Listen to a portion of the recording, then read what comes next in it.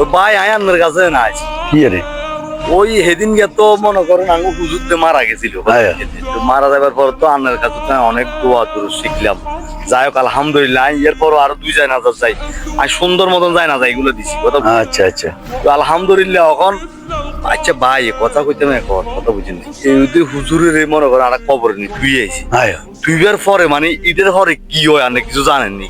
অবশ্যই জানি কিছু না কিছু তো আল্লাহ তাআলা জানার তৌফিক দান করছে তো আমি কই বুঝাই দিয়ে তুই হন না ভাই শুনবি দে এই কবরে কর না দেখছি নারকার পশম খাই গেছে অবশ্যই খারাইবার কথা কারণ এই সময়টা তো প্রত্যেক মানুষের জন্য আছে যারা মুসলমান তাদের জন্য তো ক্ষেত্রে তো বেশি কিন্তু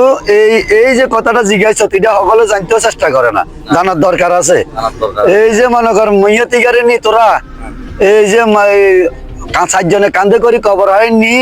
কবরের মধ্যে শোয়াইবি না এই শোয়াইবার সময় ওগা দোয়া আছে এই দোয়াগা আন্ডার রসুলের উম্মত হওয়ার কারণে এই দোয়াগা আঙ্গুলাই প্রযোজ্য এই দোয়াগার নাম হইছে বিসমিল্লাহি ওয়া আলা মিল্লাতে রাসূলিল্লাহ এই রাসূলের মিল্লাতে শোয়াইতে হইব কাবলা রোগ করি হচ্ছেন দিকে তুই গেরে কবরে শোয়াইবার পরে তুই যদি 4 মুষ্টি মাটি দি 3 মুষ্টি মাটি দিয়া যদি মাটি দিয়ে ইয়স তো মাটি দিলে ইয়েন আরোগ্য দোয়া আছে মিনহা খালাকনাকুম ওয়া ফিহা নুঈদুকুম ওয়া মিনহা নুখরিজুকুম তারাতান নুখরা এই দোয়া পড়ার পরে তোর এই মুইয়াতেল ইয়ালাই মাগফিরাতাল্লাহ কিছু দোয়া খায়ের করি যদি তুই চলি আইয়স তাহলে তোর 2 উহুদ পাহাড় পরিমাণ সব সম্পূর্ণ হইব বুঝি তো এর পরে মনে করেন যে মারি দি আর সরি আইছি এবারে মুদ্দার কি পরিস্থিতি এই মুদ্রার পরিস্থিতি তুই যত মারি দি চলি আইয়রি এ চলি আইবা তুই 40 কদম হারাইবার লগে লগে এই সময় মুনকির নকির ফেরেশতারা কবরে আইব আই রে এই মানুষ গারে জীবিত করে বসাইবো এই বসাইবার পরে দি এই মানুষ গারে 3টা প্রশ্ন করব কিয়া 3টা প্রশ্ন করব কিয়া যে এই প্রথম নম্বরে মার রাব্বুকা হ্যাঁ তোর ফান্নাওয়ালা কে ছিল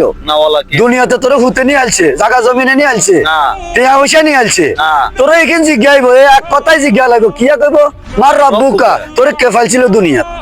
তোর দিন কি ছিল দিনিয়াল ইসলাম তুই জানলে কইবি তো আবার ইয়ার পরে দি ওই তোরে কইব এই ওয়ামা কুনতা তাকুলু ফি হক্কে হাজার রাজুল এটার অর্থ হইলো এই মৃত ব্যক্তি তোমার পাশে যে লোকটা দণ্ডায়মান আছে তুমি কি তাকে চেনো চিনলে বলো উনিকে তো তুই ইয়া তো রসুল তুই তো চিনরি না কিন্তু ওই তুই নবীর উম্মত হওয়ার কারণে বাংলাদেশের যত ভাষা তুই ব্যবহার কররি কোন ভাষা তোর মুখে আসতো না ইংরেজি ভাষা ফার্সি ভাষা হিন্দি ভাষা উর্দু ভাষা কোনো ভাষা তোর মুখে আসতো না ওই নবীর উম্মত হওয়ার কারণে আরবি ভাষা তোর মুখে অটোমেটিক আয় যাবো আইলে তুই এক কথায় জবাব দিতে পারবি যদি মোত্তাকি ফরস্কার হস যদি শিখার চেষ্টা করস মরণ পর্যন্ত তাহলে তুই এক কথায় জবাব দিতে পারবি কিয়া রাদিতু বিল্লাহি রাব্বাও ওয়া বিল ইসলামে দীনাও ওয়া বি মুহাম্মাদিন সাল্লাল্লাহু আলাইহি ওয়াসাল্লাম এই তোর মনে কর এই প্রশ্ন তো শেষ এবারে তোর আইবো হাসরের প্রশ্ন তোরে ফুলসারাতে যেতে তোরে কোন ভাইয়া কোন করি ব্যাগ মুদ্দারে তুলবো এই হিয়ানে বিচারে কাজ শুরু হইব হিয়ানে মাকামে মাহমুদে আল্লাহ নবী বই থাকবো বহুত নবীরে জিজ্ঞাইবি তারা কইব আন্ডা জানি না লাদ্রি আন্ডা কিছু জানি না জানবো জিগা হিগারে তো আইলো 2 জাহানের সর্দার কবরে থাকবি এ কবরে তোর উঠাইব তোরে সেদিন হাসরের দিন কোন কবরে গিয়া তোরে কোন ভাই এখন করে যেতে তুলবো তো হেতে তোরে কইব ওগা হাদিসে আছে ওগা শেয়ার আছে জিন্দেগানি সরফে করদম در بازار تفلیگی ہی سے حاصل من نہ کردم در حیات জিন্দেগি এ তোর জিন্দেগি 60 বছর 70 বছর 80 বছর তোরে 100 বছর আল্লাহ হায়াত দিছে এই হায়াতটা তুই কি কাজে লাগাইছ এখন ভাই